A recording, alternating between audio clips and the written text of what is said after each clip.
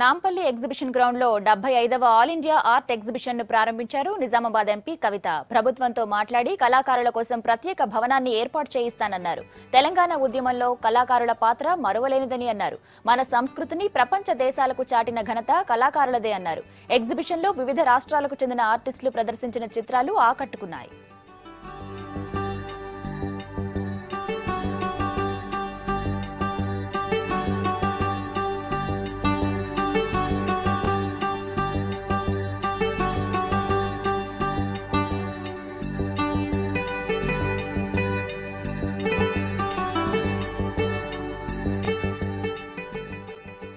Permanent resource మనకు ఒక permanent industrial exhibition కోసం ఇంత ప్లేస్ ఉంది.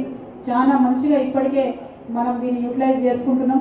నాకు తెలిసి అట్లీస్ట్ నా జనరేషన్ వాళ్ళ వరకు కూడా హైదరాబాద్ నుమాయిష్కి రాని వాళ్ళు అయితే ఎవరు ఉండరేమో. ఇవాళ నుమాయిష్కి వచ్చి ఇక్కడ వేదిక మీద కూర్చుంటే నాకైతే కట్టేసినట్టున్నది. ఎందుకంటే I should be ideally going around, but times have change. నిజానికి కొంచెం ప్లేస్ తక్కువ ఉంది. ఎగ్జిబిషన్ సొసైటీ వారితోని రిక్వెస్ట్ చేసుకొని ఇప్పుడు ఉండేటటువంటి ఫెసిలిటీని కొద్దిగా పెంచుకునే విధంగా వారితో కన్సల్టేషన్ తప్పకుండా చేస్తామని ప్రభుత్వం తరఫున మీకు హామీ ఇస్తా ఉన్నాం. ఇందాక కవిత గారు చెప్పినట్టు హైదరాబాద్ తెలంగాణ కళలకు పుట్టినిల్లు. భారతదేశంలో మనమున్న సాహిత్యం కానీ మనమున్న కళలు కానీ పిల్లలు కానీ ఇతర రాష్ట్రాలు లేని విధంగా మరి హైదరాబాద్ నగరం ముఖ్యంగా తెలంగాణ నగరం పెట్టించింది ఒక దాశరథి గారిని. అదే ఎందరో కవులని రోజు ఇక్కడి నుండి పెట్టి పోషించిన గడ్డ.